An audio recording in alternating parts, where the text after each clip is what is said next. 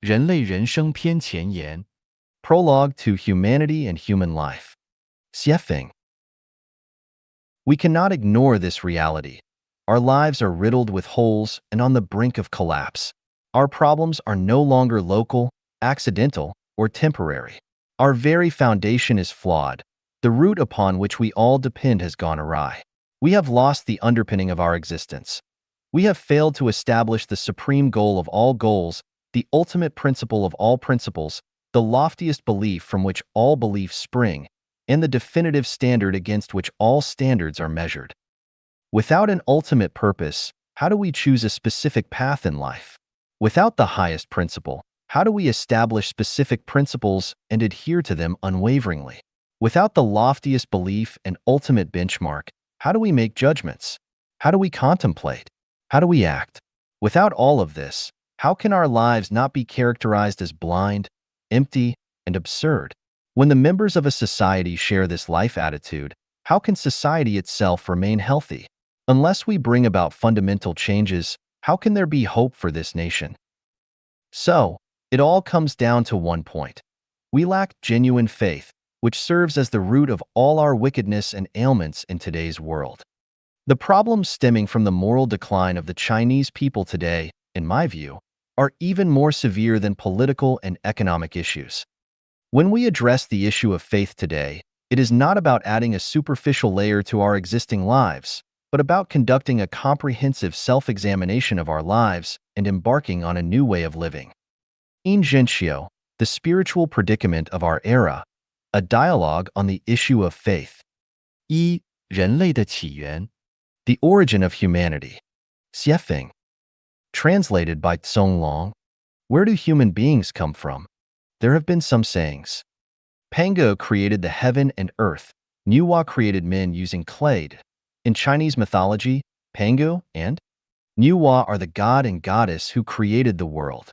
Prometheus made men out of mud and stole fire from heaven for humans. Ram-headed god Khnum molded men from clay at a potter's wheel, and goddess Hecate breathed life into the new body, and they two together made new lives. God created man using clay according his own image. Celestials came to the earth.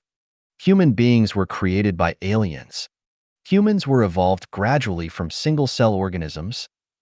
However, the most influential sayings are evolutionism and the story of how God created man in Bible. The awkwardness of evolutionism. Xiefeng. Translated by Tsong Long. The awkwardness of evolutionism.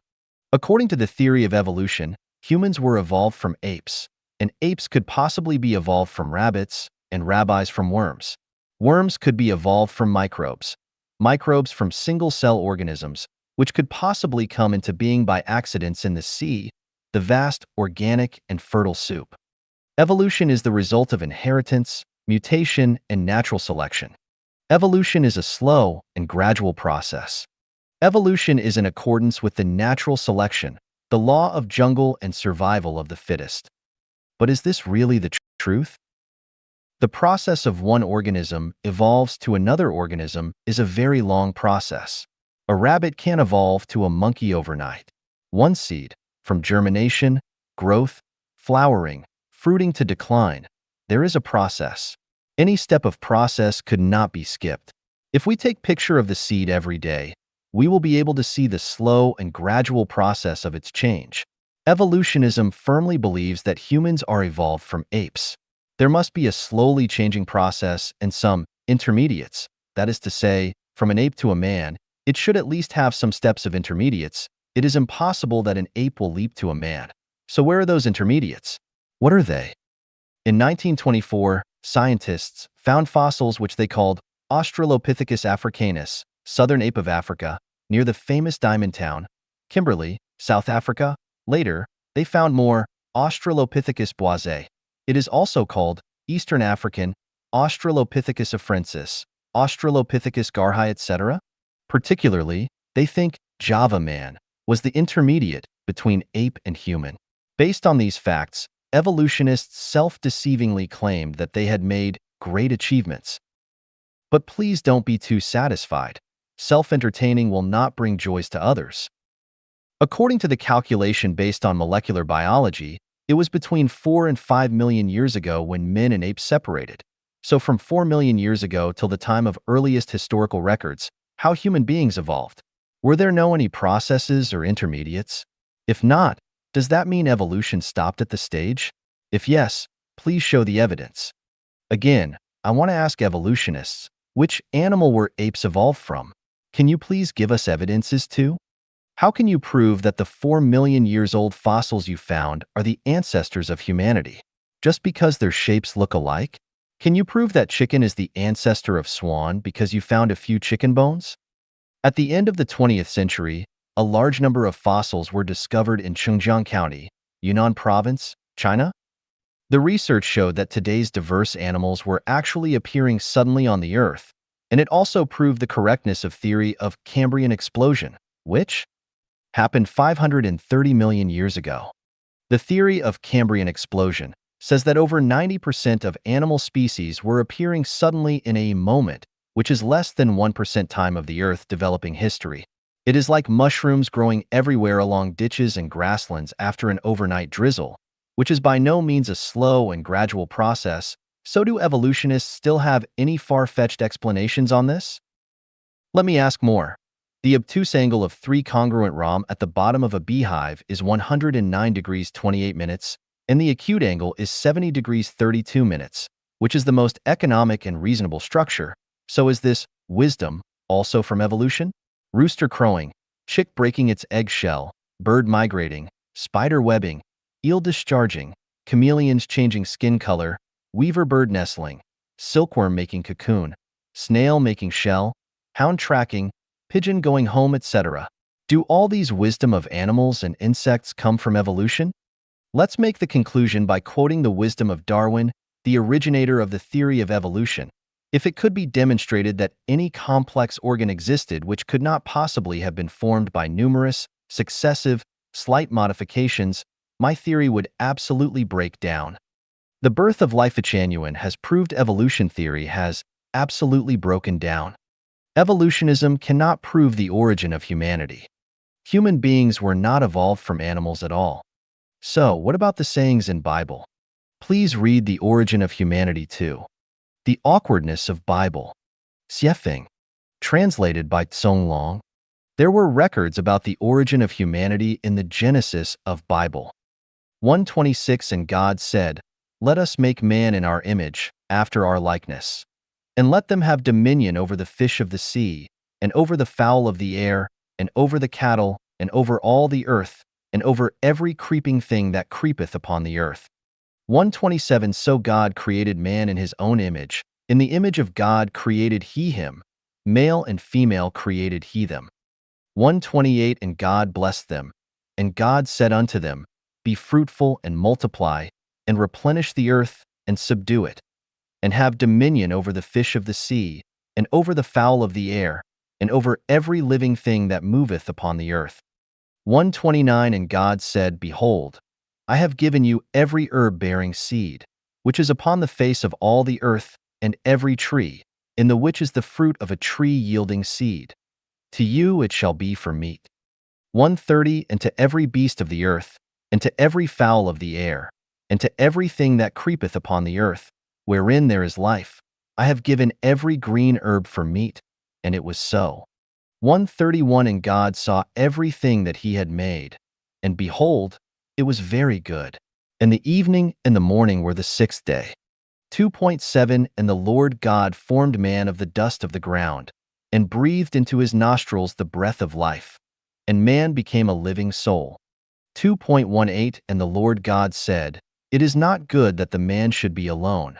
I will make him an help meet for him. 2:21 And the Lord God caused a deep sleep to fall upon Adam, and he slept. And he took one of his ribs, and closed up the flesh instead thereof. 2:22 And the rib, which the Lord God had taken from man, made he a woman, and brought her unto the man. 3:20 And Adam called his wife's name Eve, because she was the mother of all living. So is this how humans come into being? Let's still have a look of what Bible says. For 1 And Adam knew Eve his wife, and she conceived and bare Cain, and said, I have gotten a man from the Lord. For 2 and she again bare his brother Abel. And Abel was a keeper of sheep, but Cain was a tiller of the ground. For 3, and in process of time it came to pass, that Cain brought of the fruit of the ground an offering unto the Lord. For 4, and Abel, he also brought of the firstlings of his flock and of the fat thereof. And the Lord had respect unto Abel and to his offering. For 5, but unto Cain and to his offering he had not respect. And Cain was very wroth, and his countenance fell. For 6, and the Lord said unto Cain, Why art thou wroth? And why is thy countenance fallen? For 7, if thou doest well, shalt thou not be accepted? And if thou doest not well, sin lieth at the door. And unto thee shall be his desire, and thou shalt rule over him. For 8, and Cain talked with Abel his brother. And it came to pass, when they were in the field, that Cain rose up against Abel his brother, and slew him. For 9, and the Lord said unto Cain, Where is Abel thy brother? And he said, I know not. Am I my brother's keeper? For 10, and he said, What hast thou done? The voice of thy brother's blood crieth unto me from the ground. For 11, and now art thou cursed from the earth, which hath opened her mouth to receive thy brother's blood from thy hand. For 12, when thou tillest the ground, it shall not henceforth yield unto thee her strength. A fugitive and a vagabond shalt thou be in the earth. For 13, and Cain said unto the Lord, My punishment is greater than I can bear. For 14, behold, thou hast driven me out this day from the face of the earth, and from thy face shall I be hid, and I shall be a fugitive and a vagabond in the earth. And it shall come to pass, that every one that findeth me shall slay me. For 15, and the Lord said unto him, Therefore whosoever slayeth Cain, vengeance shall be taken on him sevenfold. And the Lord set a mark upon Cain, lest any finding him should kill him. For 16, and Cain went out from the presence of the Lord, and dwelt in the land of Nod, on the east of Eden. So, we have a question on the above records. Adam and Eve are the ancestors of humans. Cain and Abel are the first two sons of Adam and Eve. At that time, there should not be anybody else exist on the earth except Adam's family. So why Cain was worrying, Everyone that findeth me shall slay me? Who were going to find him? If what Bible recorded is true, there must be some other men exist except Adam's family, and they must had long existed before Adam's family. Otherwise, Cain would not say, Every one that findeth me shall slay me. So if there lived other humans, and they were not descendants of Adam and Eve, back then, Adam and Eve only had two sons, and Abel was killed by Cain. We can say Adam and Eve are not the ancestors of all human beings, and what Bible recorded is only the story of origin of Israelite people. Bible only recorded the origin of the Middle East people, and not that of all human beings. So where do human beings come from? Please read The Origin of Humanity 3. The Prelude. Xiefeng. Translated by Tsong Long. We have known how the universe and the greatest creator came into being. I have proven the existence of the greatest creator in the chapters of The Greatest Creator, using 40 natural phenomena and 8 logical reasonings. But what did the greatest creator do after his birth?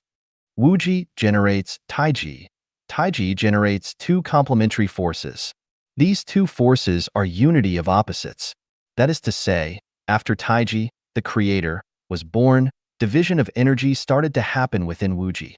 Where the energy is low, it comes into forms. Therefore, the celestial bodies of universe began to emerge one by one. Space started to expand infinitely. Where the energy is high, things exist with no form. Just like the black holes in the universe, they are invisible.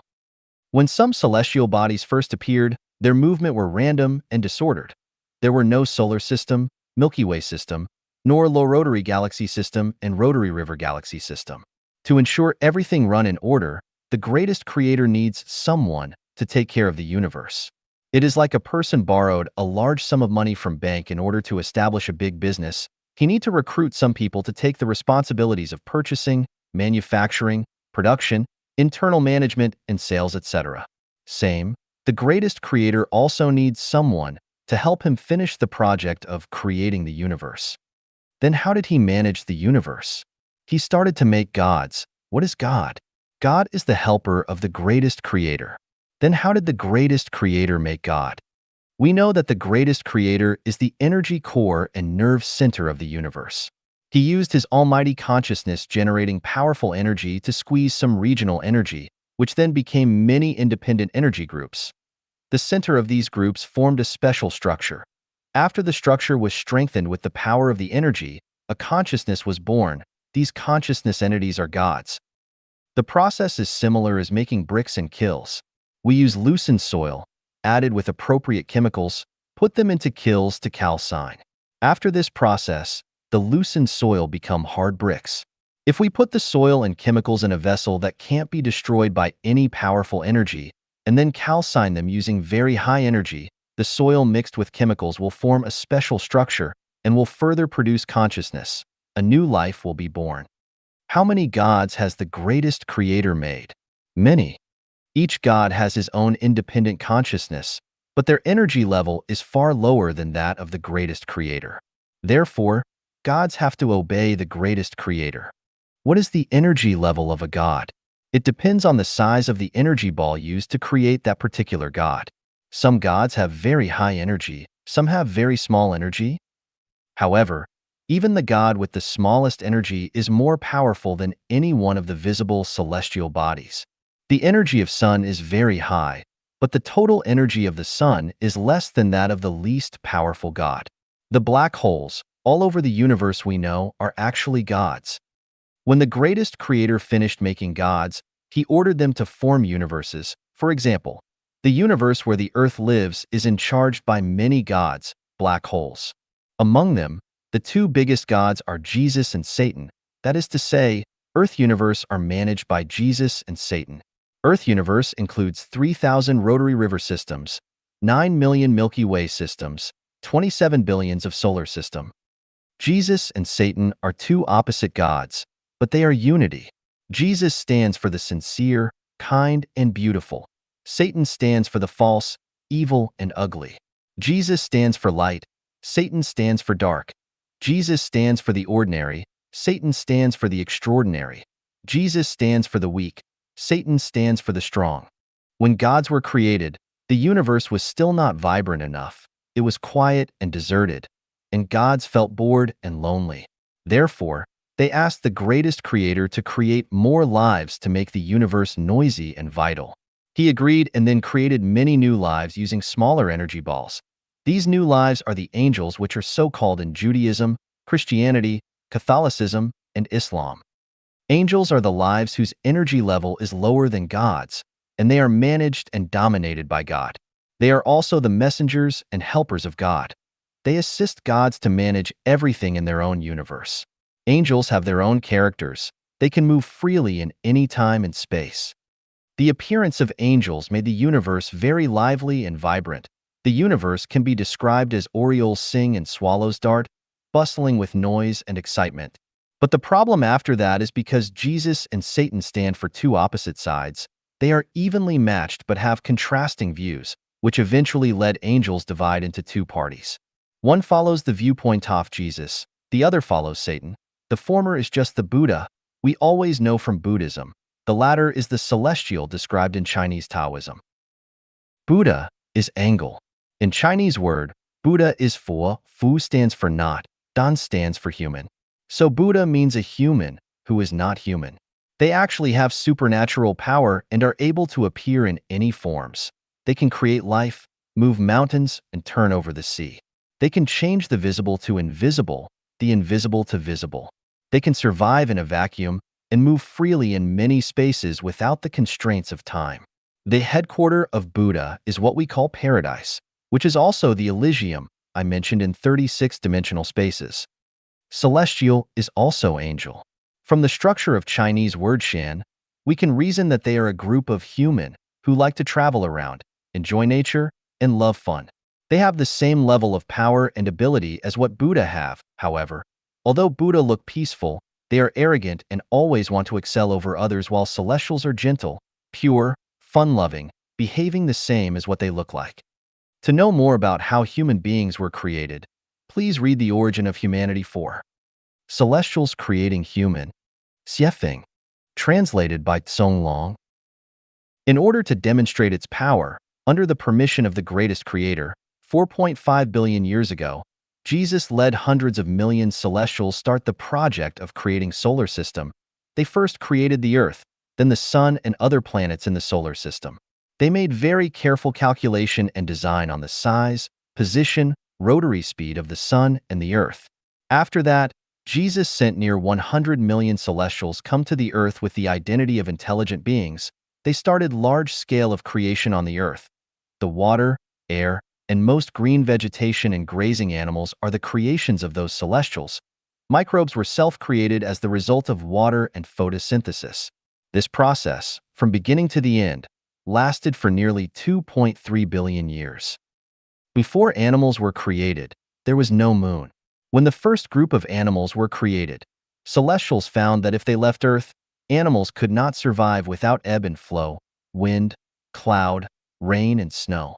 Therefore, they built two big smelters at places not far from where is now Cairo, Egypt, and the Atlantis. It is now located at the bottom of the Atlantic Ocean, and made many airships, UFO, using the special smelted metals, and sent the animals they created to everywhere on the Earth.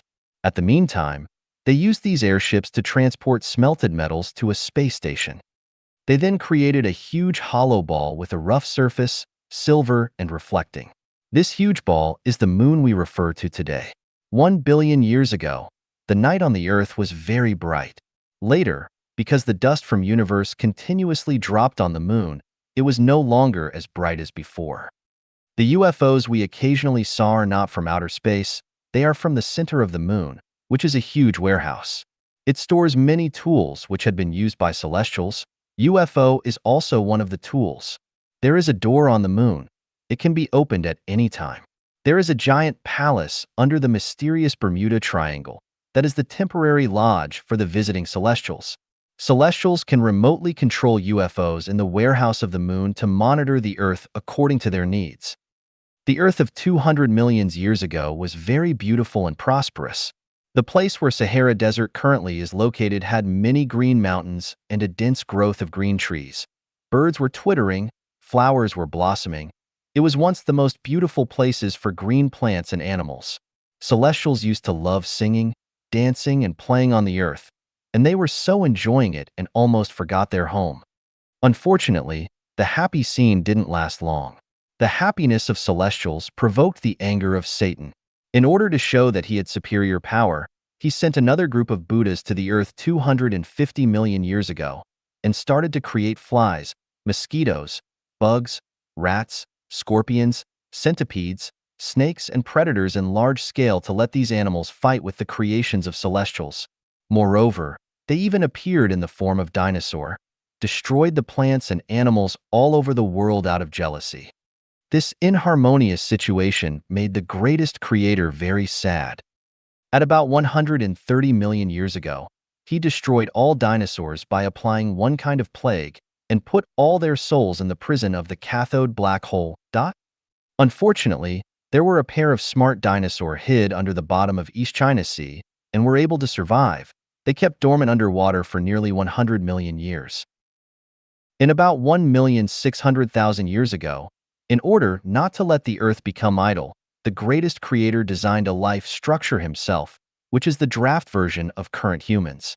He then gave the design paper to Jesus and led him to implement. The helpers of Jesus, celestials, started to make new lives according to this design. In order to receive the energy of the greatest creator sending from the universe, also to accumulate energy for creating this special new life and speed up the process, they built many laboratories in the place where now is Egypt. These laboratories are exactly the well-known pyramids of Egypt. Because of the lack of experience and some steps were missed, the first lives they made were monkeys, and then after were apes. Of course, this wouldn't please the greatest creator, so they continued testing and making. The first group of human they successfully made are the black men in Africa, and the second group are native Indians in America. The third are the white men in Europe, Egypt, and North Africa. When they finished producing 3 groups of human, they started to evacuate, and in order to avoid Satan creating difficulties again, they destroyed everything around the pyramids before they left, which is also why Sahara is a desert today. But Where do most people in Middle East come from except Egyptian? They are the descendants of Adam and Eve is what says in Bible. They were created by another God. This God knew that his rival started to create humans on earth. He created a secret Garden of Eden in about 7,000 years ago at Jerusalem and made Adam and Eve. After they were created, he destroyed the Eden to avoid the attention of his rival. This is why Cain was afraid that everyone that findeth me shall slay me. Who was he afraid of? The humans created by another God. This is why his God still protected him, even Cain killed his brother. Whosoever slayeth Cain, vengeance shall be taken on him sevenfold. So today's conflicts between Israelite and Palestinian are actually the conflicts between brothers and our family affairs. And let's now talk about East Asian and Southeast Asian. They were not created by any god at all. They were the embodiments of dinosaur. At about 7,500 years ago, when the pair of dinosaur knew that celestials created human on the earth, they sneaked from the sea and changed into human form, started to propagate along the Yellow River, and the descendants gradually spread all over Asia. One of the groups went upwards, crossed the Pamirs to India. They want to mingle with the descendants of Adam and Eve to avoid the punishment of the greatest creator again. This is why Chinese people always say, China is the hometown of dragon, and Chinese are the descendants of dragon. This is also why Buddhism originated from India, but blossomed in East Asia and Southeast Asia. Why it didn't become popular in India. The ancestors of Sakyamuni went to India from Yellow River. When they arrived at India, they found that their consciousness was not compatible with that of the descendants of Adam and Eve, and had to find new home. Because in their subconsciousness, there's a very deep call, that is to go home. Which home? The Elysium, before they came to Earth. Sakyamuni found he came from Elysium after his enlightenment. Although he had a blurry picture of his home, he still remembered something. Once this subconsciousness was awakened, he decided to be engaged in the cause of preaching to other descendants, and shifted the focus to the east led by of his subconsciousness. That's also why Bodhidharma came to China to preach Buddhism. Because Indian people were designed by a different creator, they were reluctant to accept the theory of Buddhism because of the absence of the memory in their subconsciousness. That's also why, although Buddhists had made great efforts, it still failed in India. However, in East and Southeast Asia, people had the instinct sense of the existence of other dimensional spaces. It is quite easy for them to resonate with the theory of Buddhism. Once they accept it, it is rooted and lingers in their mind. The state, vague and intangible, which Taoism pursues and the Elysium world Buddhism pursues are something rooted in the subconsciousness of the yellow race. They feel and believe the existence of the space that is hard to explain. In fact, the space where the yellow race yearning for is the place where the dinosaur had lived in 10,000-year world and Elysium world. Therefore, even after 10 million years, the message is still embedded in the genetic structure of the yellow men. East and Southeast Asian tend to cultivate Buddha and celestial. It is driven by their inner voice. Although some people accept the theory of Bible, it is not an acceptance out of their heart, but a rational act. People of other races are very easy to believe in God, but quite reluctant to accept Buddhism and Taoism. Some people might believe in Buddhism and Taoism, but it is just a blind pursuit of mysterious phenomena. They are impossible to reach the state of resonance of soul. Then, what is the truth of the Great Flood in Noah's time? First, I want to explain something. Before the Great Flood, human beings had been through extinction already. The humans created 16 million years ago were very strong and tall. They were cruel and very aggressive. They maltreated animals and were very greedy. They didn't even respect the greatest creator, not to mention gods and Buddhas. The city of Maya, ancient Egypt, and Atlantis were their activity centers. They had the power of God, Buddha, and celestial, but were lack of their virtue. They always went to 10,000-year world and Elysium world to make troubles, and did whatever they wanted to do, which had become a big threat to the order of the universe.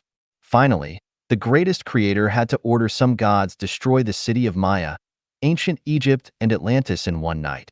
Only left some weak and less intelligent humans on the earth to continue the propagation of the human species. In order to comfort these men, the greatest creator created another planet which is even more beautiful, 960 light years from the Earth. It is the 1,000-year world. The greatest creator told these people, if they behave well and don't make trouble, they would be able to go to thousand-year world to enjoy happier life after death. However, these humans started to forget the warning when the population grew to large numbers and its civilization advanced. They began to ignore the greatest creator and thought he was nothing special. At about 4,700 years ago, humans on the earth thought that they were able to manage the earth themselves without the help of the greatest creator and gods. They ignored their teachings and insisted their own will. Their pursuit of physical and material comfort far exceeded the pursuit of spiritual growth, which had caused moral degeneracy and the advancement of brute. It strongly destroyed the harmonious atmosphere of the earth. Moreover, the two gods managing the earth had different ethics, thus fought with each other, which made the greatest creator so angry that he turned around the earth's dip angle. Huge storms poured down. It lasted for 40 days and nights and drowned most humans and animals. The evil act of humans were then curbed. But after the Great Flood, Noah's family were not the only men survived. There were survivors all over the world. This can be verified in many Chinese historical records. The story of Diu flood control is a hard fact. There is also detailed narration in the legends of the Indian tribe Mandan, North Dakota, America. This is the outline of the origin of human beings. 二、人类的意义。 The purpose of humanity. Xiefeng, translated by Tsong Long, is the purpose of humanity only for survival? Are humans the most intellectual animals in the universe? Does the existence or the disappearance of humankind have any influence on the universe? We know from the chapter, The Greatest Creator, that there is purpose for any life beings in the universe. Nothing exists for no purpose. Solar system and everything included are to serve humanity, while humanity is to serve the greatest creator and indirectly to serve gods. The greatest creator created the universe, gods, Buddhas, and celestials. God sent celestials to create humans under the authorization of the greatest creator. Therefore, the meaning of humanity is to live for its creator, gods, and the greatest creator. The greatest creator created numerous gods assist him manage the universe to ensure it is running in order. God is the assemblage of high energy. God only has godhood, but doesn't have playful and naughty character.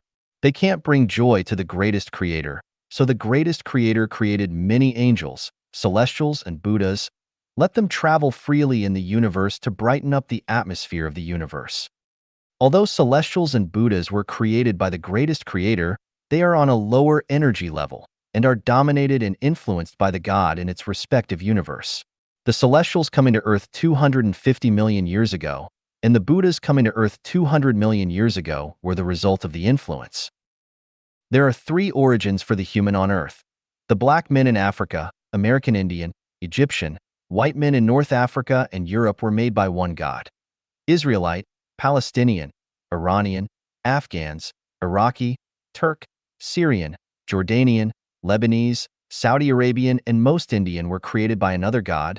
Chinese, Mongolian, Japanese, Korean, and the people in Southeast Asia are the descendants of dinosaur. No matter where we come from, we are equal in the sight of the greatest creator. But in the sight of gods, there is big difference. The antagonism among gods is reflected evidently on humans. We can see that from rivalries among Judaism, Christianity, Catholicism, Islam, and Buddhism.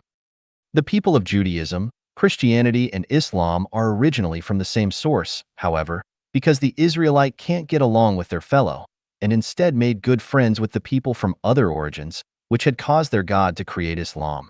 Muhammad created Islam based on the revelation of his God in opposition to the Israelite and other people. The Israelites should stand together with Muslims, but they betrayed their God and went to join the men created by another God. In the end, they were not only not accepted but also persecuted by those men, while their brothers, Muslims, refused to accept them either. This is the root cause why the Israelite were persecuted in World War II and still fight with Palestinians till today. The ideology of Buddhism is completely different from that of Christianity and Islam. To survive, Christianity and Islam have to compete. However, Buddhism advocates not fighting. Even die without descendants to leave this world of disputes and go back home to enjoy free life. The reason why Japanese disturbed Asia in World War II, even fought with USA, is not the problem of Buddhas, but the punishment by God to Buddhas. We know that East and Southeast Asian are the offspring of dinosaur, dragon. They are the embodiments of Buddha. They used to be the followers of God Satan, but because of that great plague, they realized that no matter which god they follow, they could be faced another calamity one day. So the best choice for them is to self-cultivate and go back to the Elysium world. This thought and behavior had provoked the discontentment of their god, so he punished the descendants of dinosaur at the same time he punished the Israelite. Moreover, Taoism, a category of Buddhism pursuing only skill, not way, emerged in the process of propagation of Buddhism. Taoism is a school of religion which looks peaceful from the surface, close the door for the world outside, and form its own system. But deep inside, Taoists are very competitive. When they are at a weak position, they pretend to be humble, but when opportunity comes, they will stand out to show off their power. Japanese Shintoism also has the similar character. Human beings on Earth come from three completely different origins, and the ideological polarity was a historical issue. However, this was not what the greatest creator wanted to see. Jesus came down in form of human body with a mission given by the greatest creator. He was born in the Satan-made Israelite. When he criticized the Pharisees and religious leaders by showing his miraculous power, he also taught people to love each other and said all nations should be united. He asked people put their hope on the greatest creator and make the earth a paradise as the greatest creator wishes, the kingdom of the greatest creator. St. Paul is a very good example transformed by Jesus' teaching. Today, all people around the world gradually come to surrender to Jesus. They are in fact walking on the way guided by Jesus. Now we know that the purpose of humanity is to serve the greatest creator. We are not alone in the universe. Except human beings, there are angels, celestials, and Buddhas. And there are gods above angels, and the greatest creator above gods. Humanity have been through hardships since its birth. Today's world is not an easy gain. We need to be grateful to the greatest creator and live in accordance with the teachings of gods. Any arrogant behavior will lead to more sufferings and even the destruction of human beings. 三、人类的作用。 The role of humanity. Xiefeng, translated by Tsong Long. The greatest creator loves humans because we were designed by him. Among all life beings, celestials are his most favorite, and the next is human. Therefore, we have three responsibilities: to please the greatest creator, to maintain unity of opposites of the God world. Gods are also the children of the greatest creator. There is no good or bad God. Each god has its own role to play. It is up to the greatest creator to judge their merits and demerits. To build and beautify earth. Building and beautifying earth is the responsibility and the indispensable obligation of humanity. Maintaining ecological balance, purifying air, rivers, and land are the jobs must be shouldered by humans. We must not shirk our responsibilities just because we are taken care by the greatest creator. It is just like kids must learn to be independent and help themselves. They must not rely on the parents for everything. 四、人类的过去和现在。 The past of humanity. Xiefeng, translated by Tsong Long. The past of humanity is a history of sufferings, a history of fights and conflicts. The past of humanity is a history of bewilderment, a history of manifestation of animal instincts. The past of humanity is a history of selfishness, a history of survival of the fittest. The past of humanity is a history of chaos, a history of giants competing for powers, religions competing for position. The past of humanity is a history of wickedness, a history that is not worthy of remembering and emulation. The current situation of human being. Although there are regional extremes, humanity in general has been away from barbarism and ignorance, and on its way to be more rational. While in some places there are still superstitious forces, but scientific developments have made the majority realize that superstition is the source of barbarism and ignorance, and the vital cause of social turbulence. There were some major superstitions. Fanatical belief in religion. They think the religion they believe is the only right one, and others are evil.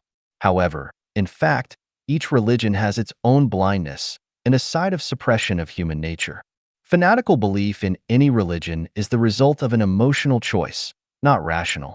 As long as religions exist, the light of human nature is not able to shine, and humanity is not able to get out of barbarism and ignorance, and war is unavoidable. The suffering of humanity will not be possible to end.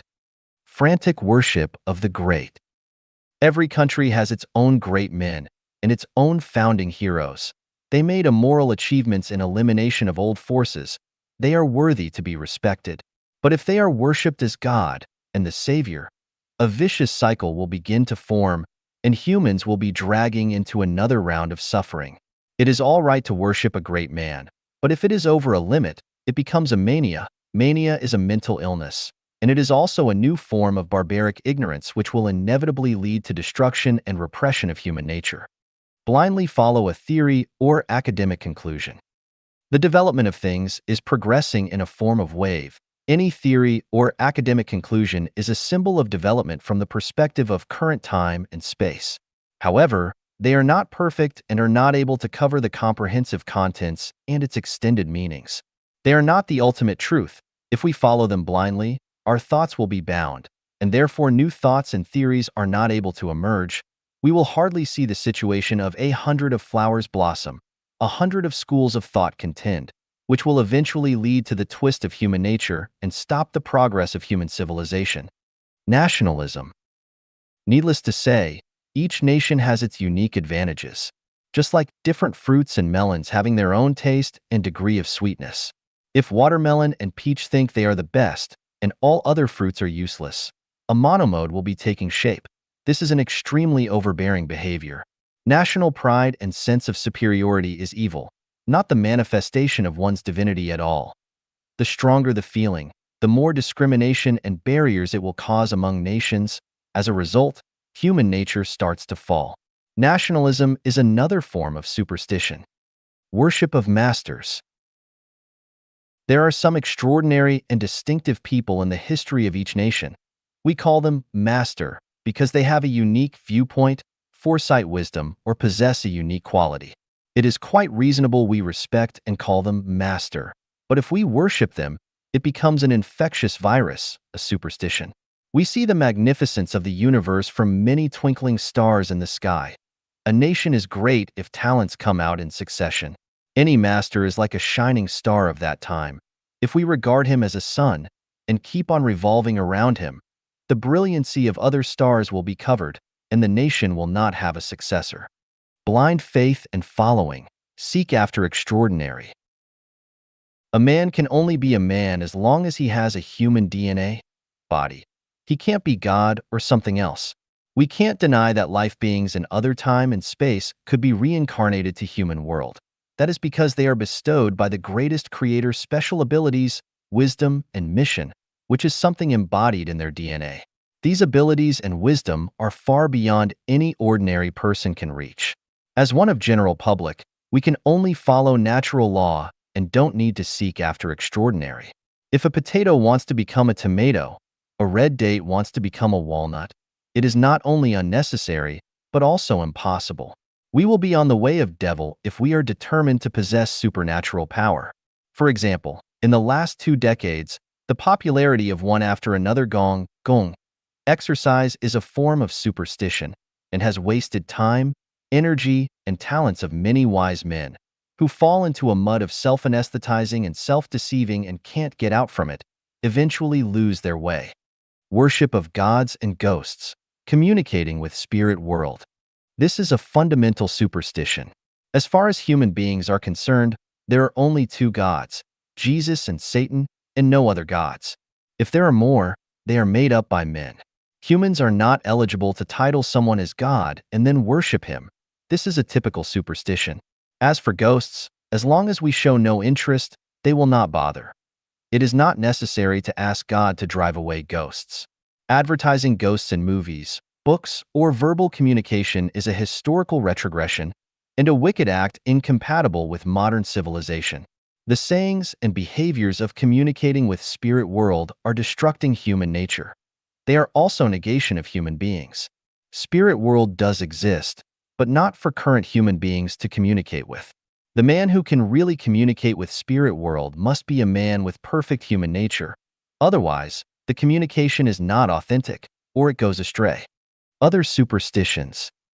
There are a variety of other numberless superstitions, which are the trash descending from human history. If I criticize them here one by one, many people would not accept it emotionally. However, these superstitions will surely be out of sight and disappear as science and human civilization develops. The past of humanity is a time ruled by religion and superstition. The present of humanity is a time of science combined with religion and superstition. The future of humanity will be a time of science and religion mixing together under the light of ration. 5. 人类目前面临的危机。 V. Current crises faced by humanity. Xiefeng. Translated by Song Long. The crises faced by humanity has been long-standing. There had been warnings in Bible, Quran, and the Book of Earth Mother of Buddhism. In recent 20 years, many scientists, ideologists, and spiritual leaders have all sensed the crises faced by humanity are getting more and more serious. They can be summarized as follows. Water resource shortages and pollution, food shortages, rapid population growth, air pollution, widespread of strong virus, leakage of nuclear facilities, desertification, endangered species, ecological imbalance, greenhouse effect, ozone depletion, competition of nuclear weapons, etc. There are also some people have foreseen the culture crisis, ethic crisis, and belief crisis. All the above crises are only the crises on surface, and they are not the core crisis. The core crisis faced by humanity is the crisis of the soul. All the above crises result from the crisis of the soul. If we only focus on the superficial but ignore the core, it is impossible to resolve them. The crises will become even more severe, which would end up with humanity extinction and earth destruction. Only very few enlightened people can sense some other crises like race extinction and religious virus. Others like the crisis of disappearance of a city in one night, and a beam of wave causing the death of billions of people in a few minutes will definitely not be understood and conceived by ordinary people. The core crisis of humanity is the crisis of the soul. Humans can hear, listen, smell, taste, and sense spiritually because they have eyes, ears, nose, tongue, body, and consciousness. However, humans are losing spiritual sense. The results of failing to have spiritual sense are not able to feel the existence of the greatest creator, not able to feel the existence of the God, Buddha, or celestials, not able to feel the existence of 36-dimensional spaces, not able to feel the existence of the non-material and negative universe. Do not understand the concept of horizontal time. Too much trust on scientific findings, and atheism becomes popular. Do not believe the law of cause and effect. Do not realize the magic of consciousness. Do not believe reincarnation. Self-centered and arrogant. If a man loses the spiritual sense, he loses spirituality, and as a result, he will not be able to have a perfect human nature. His thoughts are prisoned in three-dimensional space. Does not acknowledge the regularity and certainties. Does not believe the law of cause and effect. Does not believe reincarnation. Believe the theory of evolution, law of jungle, and survival of the fittest. Only value short-term interests and ignore long-term consequences. Rotten morals and falling humanity. Lack of gratitude. A man who loses spiritual sense will be just like a black hole, only absorb stuff in but never contribute. Moreover, he is like a virus, which only does destruction to the surrounding environment. The above statements have shown that the core crisis of human being is the crisis of soul, and it is the root cause of why one cannot have a happy and free life. His thoughts are prisoned in three-dimensional space. He believes that Earth is the only habitat for human beings, and completely denies the existence of other spaces, and regards any other doctrines or theories he is not able to understand as superstitions or fallacies, and blocks the way for human beings to pursue other higher dimensional spaces. Does not acknowledge the regularity and certainties. He sees many phenomena as accidents, and doesn't realize that all natural disasters are caused by ill consciousness. Does not believe the law of cause and effect. He attaches too much weight on win and loss, uses any means to achieve the goal, and ignores the effects that will cause in later lifetimes. Does not believe reincarnation. He thinks that death is the end of life. So does anything as she pleases without conscience, and regards fame, wealth, and power as the symbols of a successful life. Apply the theory of evolution in human society. Believe law of jungle, survival of the fittest. He stops nothing to achieve his goal, which may include making miseries to other people, polluting rivers, bullying the kind, lying, and deceiving. Only value short-term interests and ignore long-term consequences. Use competition as primary means to promote social development, therefore, making nuclear and biological weapons, frantically developing heavy industries that damage environment, predatory exploitation of resources, and treating all people as potential rivals or enemies. Rotten morals and falling humanity. He does not respect God, Buddha, saints and sages, and does not respect his teacher, father, and brother. He is violent, used to cheat, and not shameful of his behaviors. Lying, bullying the weak, abusing women, killing people. He does all evils. Just like what described in the ancient Chinese book Tractate of the Most High One on Actions and Consequences, Tai Sangan Ying Pan. The crimes of the wicked. Sometimes there is someone who behaves without righteousness and moves against rationality, who defrauds ignorant and naive people, vilifies one's schoolmates, employs lies, fraud, espionage, plots, sting operations, and entrapment against others, who slanders and criticizes one's extended and immediate family members maliciously, who is cruel, irrational, and self-willed, who oppresses those below him and claims their merit for himself, but cringes before those above him to win their favor, who has no feeling for favors received, but harbors endless resentment, who rewards those irrelevant with righteousness, but punishes the innocent, who slays people to take their wealth and overthrows people to occupy their positions, who slays captives and slaughters those who surrender, who denigrates the righteous and expels the wise, who wrongs orphans and coerces widows, who ignores the law and receives bribes, who takes the straight as crooked and the crooked as straight, who knowing his faults does not correct them, and knowing the good does not do it, who prays for people's misfortunes, wishes people to encounter disaster, destroys people's success, sullies people's innocence, pilfers people's harvests, masks people's good and kind deeds, and who generate hatred and resentment if desires are not fulfilled, etc.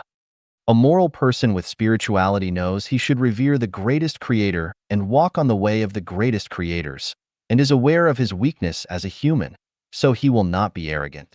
He realizes he should cultivate himself, and knows he needs to take care of, cherish, respect, and love Mother Nature, its resources, and all life beings. He will never leave the wastewater of factories, mines, hospitals, and cities to rivers, streams, and lands.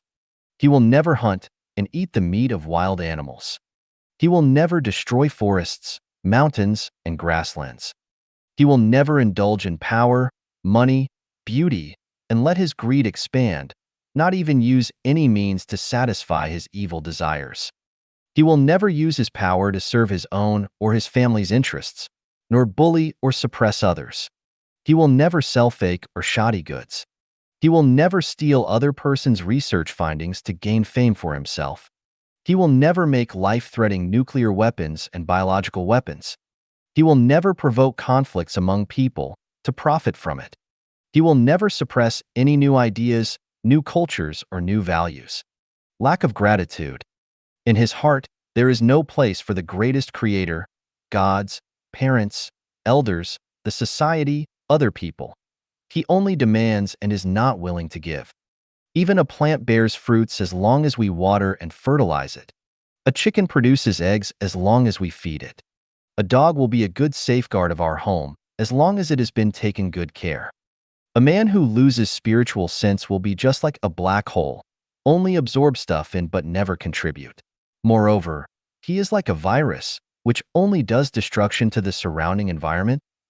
The above statements have shown that the core crisis of human being is the crisis of soul, and it is the root cause of why one cannot have a happy and free life. If we look Earth from a height of 1,000 meters and focus on the cities of the world, we will find the survival situation of human beings is just like a group of ants on a hot pot, running around hastily. You don't know where these ants are going to. They just follow their senses with no purposes. They move quickly all together once they spot an animal corpse or a drop of oil. They follow where the trend is. If you ask one of the ants, "Why are you so busy every day? Where do you rush for?" His answer will be, "I'm looking for something to eat, drink, and a place to live. As for where to go, I will go wherever I can find food, drinks, and a place to live." The secular world is just like an animal world. Some people stand themselves out, but where do they go after they get out? They go to religions. All religions, whether it is good or evil, they are made of people who have spiritual pursuit. A real disciple of any religion is superior, in spiritual aspect, to any kings or great men. So we can say, all people in secular world are sleeping and people in religion are awake. The formers do not have spiritual direction as the latters do. However, with the development of science and the growth of human wisdom, many people in religion start to confuse and are not able to tell the direction. Many disciples are like gamblers. They stake all their energy and wisdom on the religion they belong to. Although they know that they can't win back what they have lost, they want to keep gambling. They even want to persuade others to gamble with them to feel psychologically balanced. Just like the fox that has lost his frozen tail on the ice, he has lost the tail. He has been laughed at and left alone by other foxes. He also knows that he doesn't look good without a tail, but in order to comfort himself, he tries to persuade others that a fox without a tail is the most beautiful fox, and others are all fools if they don't cut their tails. People always have an illusion. They think truth lies where the crowds are. Otherwise, why so many people go there? People always have an illusion. They think those religions or organizations that are strong and powerful can point to a place with real happiness. Otherwise, how it can grow so big? People always have an illusion. They think wherever celebrities or intellectuals go must have a promising future, because these smart men will not go for and praise something blindly. However, when they are out, they want to get in. Once they get in, accept bewilderment, blindly following. And some shackles they put on themselves, the only thing left they can do is waiting and hoping with a fluke mind. What are they hoping for? 6. 人类的未来 6. The future of humanity. Xiefeng. Translated by Song Long. We all look forward to an era where everyone will have a happy and worry-free life. Let's suppose the greatest creator and gods do not exist. Are we able to realize this dream only by relying on the wisdom of humanity? The answer is no. Without the guide of the greatest creator and the power of gods and Buddhas, human beings is not possible to realize this beautiful dream. How many authorities will step aside for others? How many rich men will contribute all their wealth to society? How many poor people will work hard except having more children as long as they don't need to worry about food? Let's imagine if the future of humanity is ruled by one religion, what will happen? It would be terrible. Please think of the reason yourself. If the world is ruled by one secular government, what will happen? Same. Autocracy and incompetency will soak up the blood of the underprivileged. If we keep current situation, different religions exist, countries act on their own will, everything is decided by the country itself, what will happen? The world is going to collapse. So, what will be the best living situation of humanity? The core in short is, walk on the way of the greatest creator.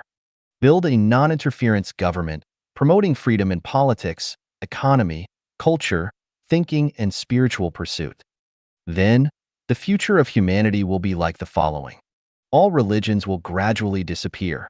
Humans revere the same and the only greatest creator. Wars between nations will no longer take place. No country will have a military force. The leaders of each country are elected by its people. Election is no longer manipulated by the minority. Each leader serves no longer than 2 terms. The population will no longer be increasing unlimitedly. The growth of population will be controlled. Power and wealth are no longer the most important life goals of humans. People will not talk about how to fight with nature and men. The earth will become a place where all life beings coexist harmoniously. Terrorist activities are going to disappear. Crimes will be decreasing year by year. The care of elders and the education of the youth will become the responsibilities of the whole society, which are no longer private affairs of individuals or families. Family life is going to dissolve. Relationship of men and women is going to show diverse forms. Scientists and artists will be respected by the general. Manual labor is not regarded as a less decent job. A common bill of rights will be made. Journalists will have greater freedom. The force of darkness in some regions will be curbed. A lazy person will be regarded as miserable and incompetent. A parasite-like lifestyle will be seen as a pity. Humans will be able to make new form of life. Intelligent robots will come into being. Sahara will be returning to green again. A large number of supermen will appear. They discover the secret of brain and find the channel to communicate with the greatest creator, and therefore they know the secret of time and space, the cause and effect relationship of lives transiting in different time and space, the secret of thinking, the power of mind, and the road towards higher level life space. These supermen will bring the material and spiritual life of humanity to a brand new level. There will not be nature disasters anymore. Earthquakes, floods, diseases will all vanish. Earth becomes a blessed paradise, which will be serene and harmonious, prosperous and vibrant. Cranes are flying in the sky. People are healthy and have a long life. Everyone live in peace and enjoy their job. In conclusion, human beings will enter an unprecedented, highly developed and civilized era, an era with happiness, abundance, and freedom. Everyone will transform to a celestial at the end. We will understand all secrets by that time. Each moment of our life will be extremely joyful. We will meet our family and friends who have passed away. A brilliant new life will start to unfold. However, there is a prerequisite, which is we must walk on the way of the greatest creator. If we ignore it, everything will be developing in the opposite direction. The position of life. Xiefeng. When we understand the origin of the universe, the greatest creator, and humanity, and comprehend the value and role of time and space, we come to realize that humans are not the highest beings in the cosmos, nor are they the lowest animals. Humans are a combination of spirit and flesh, positioned between angels, celestial beings, and Buddhas, and animals. Human life serves as a transit station between lower-level and higher-level life spaces. From birth to the death of the physical body, humans continuously accumulate merits. With abundant accumulation, life evolves towards higher levels. With minimal accumulation, life remains stagnant, reincarnating on Earth in the next life. And without any accumulation, life devolves to lower levels. The value of life. Xiefeng. The brief span of our lives determines the meaning of our future existence. Everything we say, do, think, and intend shapes our destiny. Every moment, every day, meticulously records our good deeds and missteps. The path we choose, whether it leads us to higher realms like the 1,000-year world, the 10,000-year world, or the Elysium world, depends entirely on how we live our lives. Similarly, whether we can avoid descending into lower realms like the realm of livestock, the netherworld, or the flaming purgatory also depends on our actions during our short time on Earth. Our short life holds immeasurable value. Even if we were given all the treasures of the earth, if, after our physical body passes, our life doesn't ascend to higher spiritual realms but instead descends to the realm of livestock, what's the point of all that earthly wealth? Conversely, if we possess nothing on earth, yet, after our physical body passes away, our life enjoys 1,000 years of happiness in higher realms, or even attains eternal life in the Elysium world, what greater purpose could there be? Life is of immense significance, and we mustn't waste it aimlessly. By fully embracing the value of our lives, we can transform decay into wonder and overcome death to attain eternal life. The meaning of life. Xiefeng.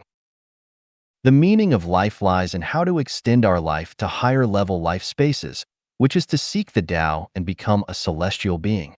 Without understanding this, life will be a state of confusion, impermanence, tragedy, brevity, and suffering. With this understanding, life will be clear, enduring, a comedy, eternal, and happy. Due to the opposition between gods, human nature also contains two opposing sides, righteousness and evil. Every person, upon introspection, we'll find that they are a unity of gods and demons, and it depends on which aspect we develop toward. Developing toward righteousness can lead to becoming a celestial being or a Buddha. Lacking clear moral direction, we continue to be human, while developing toward evil makes us become animals. To maintain the relative stability of the universe, the greatest creator regulated everything in the universe and placed spirituality within all beings. Spirituality is the source of life, and the greatest creator is the sole source of the essence of life. The law of energy conservation and the law of the indestructibility of life are universal principles in the cosmos. According to these laws, we understand that the total number of species on Earth remains constant. Every species has a natural upper limit to its population. When it develops to a certain number that threatens the survival of other species, it will inevitably decline. If one species increases, another will decrease. When the human population reaches a certain limit, it will no longer increase. However, the problem is where the increasing human population comes from and where the decreasing populations of other animals go. The law states that everything has a spirit. In terms of spirituality, all beings are equal. The value of a wolf on Earth is no different from that of a sheep. The role of a human on Earth is no different from that of a monkey or a bee. The value of a peach tree is the same as that of a willow tree, and roses and grass are equally valuable. The difference lies in the quality of spirituality each possesses. For example, with the same type of stone, if its hardness reaches 10, it becomes a diamond. With a hardness of 9, it becomes a ruby or sapphire. With a hardness of 8.5, it becomes a cat's eye. With a hardness of 8, it becomes yellow sapphire or spinel. With a hardness of 7.5 to 8, it becomes aquamarine or zircon. With a hardness of 7.5, it becomes emerald or green sapphire. This hardness continues to decrease, resulting in tourmaline, quartz, amethyst, garnet, olivine, jadeite, wood fossil, soft jade, euclase, moonstone, sunstone, turquoise, etc., with hardness ranging from 3.5 to 5. It becomes shoyu jade, pearls, peacocks, corals, and so forth, all the way down to granite and common pebbles. Similarly, based on the quality of spirituality that each possesses, one can evolve from achieving Buddhahood or becoming a celestial being to becoming a human, crane, tortoise, dog, horse, ox, sheep, pig, flying bird, or walking beast, and so on. The same stone, such as aquamarine, can be divided into various grades based on its refractive index, specific gravity, color, transparency, brightness, and the pattern of its crystalline structure. The same applies to people, who can be divided into ignorant people, worldly people, mortals, sages, and saints based on their disposition, education, knowledge, wisdom, and level of civilization. Human beings are composed of a material body and a spiritual soul. After death, the physical body, which originates from energy, returns to energy. The spiritual soul, on the other hand, comes from the greatest creator, and it is eternal and indestructible, undergoing a cycle of reincarnation. This cycle is determined by a person's actions during their human life, specifically, the purity of their spiritual soul after the physical body's death. Depending on this, the spiritual soul can ascend to become a Buddha or celestial, continue as a human, or descend to become a bird or a beast. Therefore, the increase in the human population on Earth comes from other species, and some animals transform into humans. Now that we understand the position and predicament of humans, we must know that humans on Earth are under the guardianship of two opposing gods. We are faced with two completely different choices every day and every moment.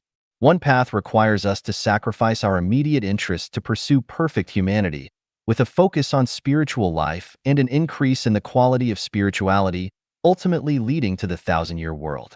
The other path requires us to pursue material enjoyment at all costs, maximize material wealth and social status through competition, without considering any illusory afterlife.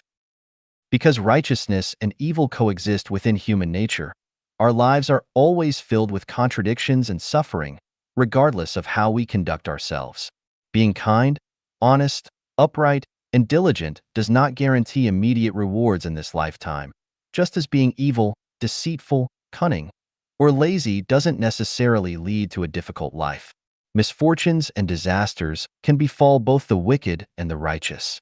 Even if we continuously pray, make offerings, and refrain from wrongdoing, there is no guarantee of wealth, well-being for our descendants, or freedom from illness. It's important to understand that our every word, action, and behavior have an impact on our spiritual essence, which will influence our next life. Therefore, we shouldn't use worldly success or failure to judge our moral standards. We should not imitate someone who engages in wrongdoing but still hold high positions, enjoy wealth, and have prosperous descendants. We should also refrain from mocking someone who dedicates their days to reciting scriptures and worshiping deities, yet experience poverty and hardship. Our brief human existence is merely a transitional phase, and its significance lies in our pursuit of spiritual enlightenment and ascension. Human society can be likened to an alchemical furnace, where gold is refined into celestials, and the remaining impurities are classified accordingly. The purpose of life. Xiefeng. The purpose of humanity is to serve the greatest creator, just as the purpose of flowers and plants is to serve humanity. The purpose of human life is to transform karma. We come to the human world for a reason. In the universe, there are no phenomena or results without reasons. We come to the human world instead of other spaces because various causes and conditions inevitably lead us to become human. We come to enjoy the pleasures of the human world and to bear the pains of being human. Why do we have to endure the suffering of being human? It's because we created karma in our past lives. There are no phenomena or results in the universe without causes and conditions. The suffering and hardships we endure are to repay the debts from our past lives. The more suffering we endure, the more debts we repay. Those who oppose us, insult us, bully us, exploit us, oppress us, humiliate us, deceive us, or create unjust cases against us are helping us to transform karma. They are our benefactors. On one hand, we need to transform karma and eliminate the sins we created in past lives. On the other hand, we need to refrain from creating more karma. If we continue to create karma, we will be reborn as humans in the next life. The more karma we create, the more suffering we will experience, and we may even descend to the animal or plant realms. If we stop creating karma and attain perfect humanity, we can enter the 1,000-year world in the next life. If we not only stop creating karma but also accumulate merits by serving society and others, we can enter the 10,000-year world. If we neither create karma nor cease in our virtuous deeds, and we also proclaim the glory of the greatest creator, we can enter the eternal realm, the Elysium world. This is the purpose of human life. 人群分类。 Classification of people. Xiefeng. On the surface, there doesn't appear to be much difference between one person and another. We all have the same organs, senses, and bodily functions. We all eat, drink, excrete, and engage in activities like walking, sitting, and lying down. However, once we engage with someone, ask them to perform a task, or have a conversation, we quickly realize that people are vastly different from one another. Most individuals tend to believe that they are not much different from others, with distinctions primarily revolving around differences in wealth and social status. In reality, the variations among people are primarily rooted in their spirituality and wisdom. To help us understand what kind of individuals we are, and to provide a sense of direction for personal growth and goals in life, I classify people into 5 categories: ignorant people, worldly people, mortals, sages, and saints. By considering these categories, you can assess where you currently stand in your life journey. Ignorant people. Basic characteristics. They lead instinct-driven lives, often with disordered lifestyles and no clear life goals. Their values are in chaos, and they struggle to prioritize and distinguish between what's essential and what's not. They spend more time engaging in mindless actions than using their intellect. Instincts overpower emotions and rationality.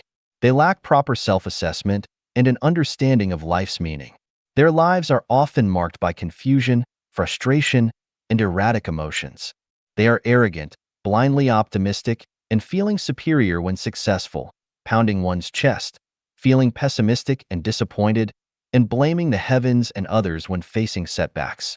They are quick to anger, easily irritable, often unreasonable, and susceptible to manipulation by others. They admire heroes, prefer excitement and dramatic events, and are willing to make great sacrifices for their friends. They have no secrets, are straightforward, and lack a sense of responsibility toward family, society, and others. They are selfless and without faith. Worldly people. Basic characteristics. People who live by desire, with the central focus of life being money, fame, status, and beauty. They enjoy flaunting, boasting, and showcasing themselves.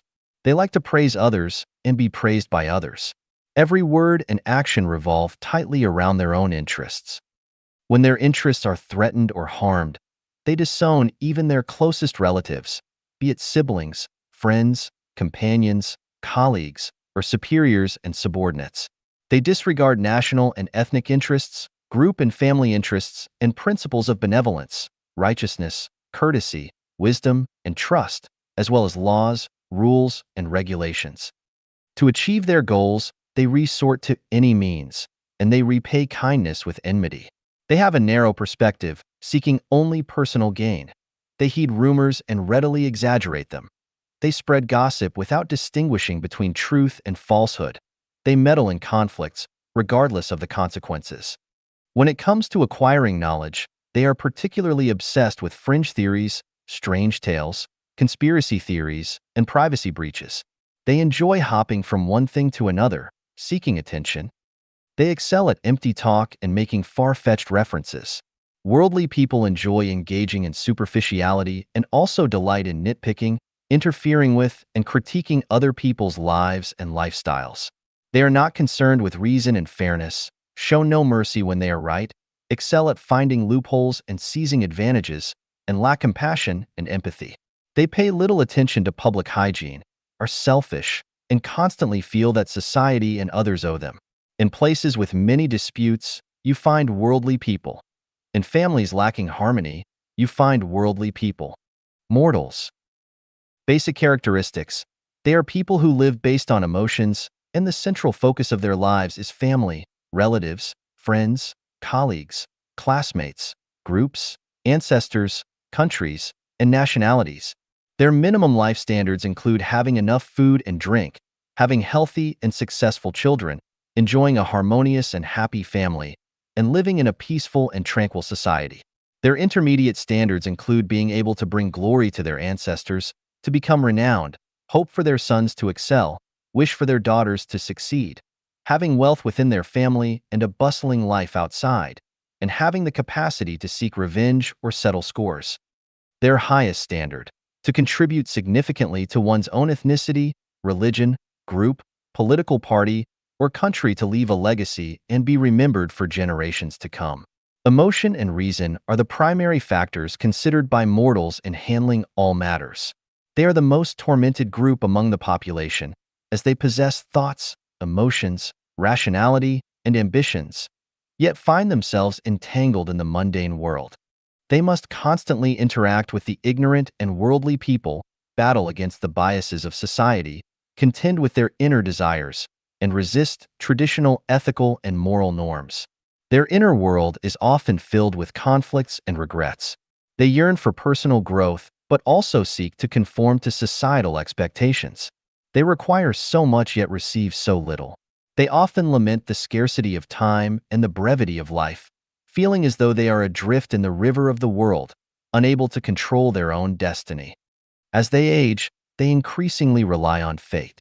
Mortals do have beliefs, but these beliefs are conforming, blind, helpless, and arbitrary, rather than based on an understanding of truth.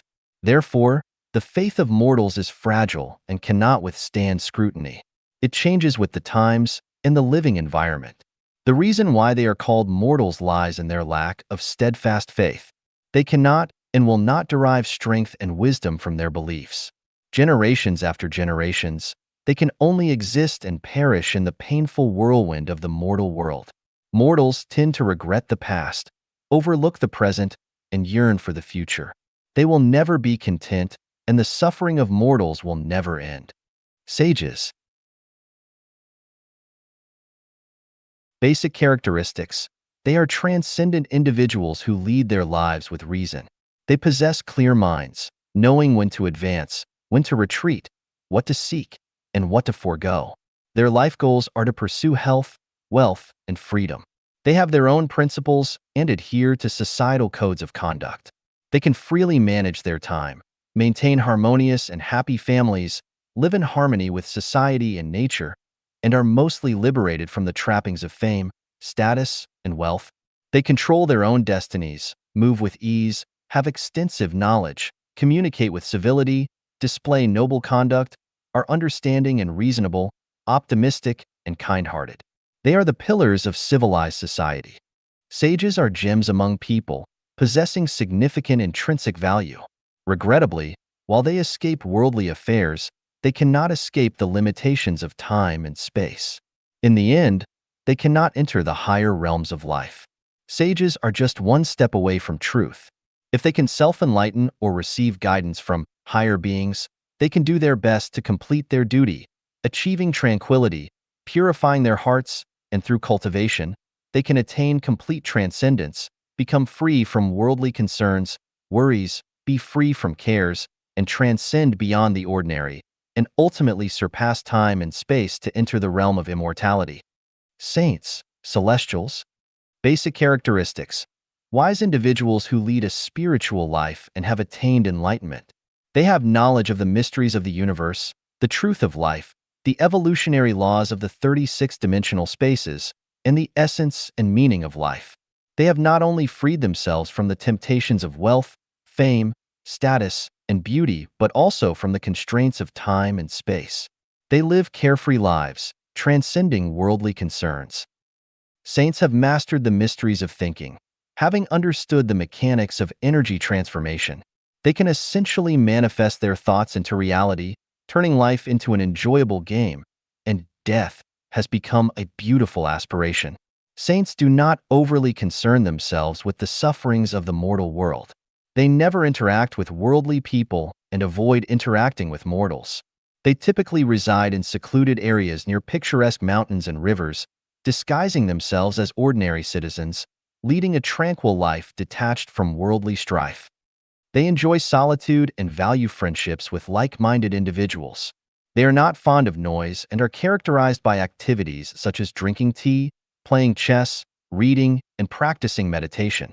Sometimes, they may spend an entire day playing with ants or engage in singing competitions with birds. Whether the birds' songs are more melodious or their own hoarse singing sounds better, it doesn't matter to them. As long as it's fun, they enjoy it endlessly. Attaining the realm of a saint undoubtedly leads to the 1,000-year world. Above is the classification of people, and by now, I'm sure most of you have an idea of which category you might fall into. If you find yourself as an ignorant person, you might not be able to pinpoint your position, and after reading this classification, you might feel very frustrated, even wishing to throw a few punches at me. If you identify as a worldly person, you may hold some jealousy in your heart because I've exposed your mindset and peeled back your facade. For those of you who see yourselves as mortals, reading this might evoke a sense of sadness. When you witness that some people in the world seem higher and happier than you, an unexplainable jealousy and envy may arise within you, especially when it comes to wealthy individuals. You might have thought that once you become rich, others would envy, respect, and follow you.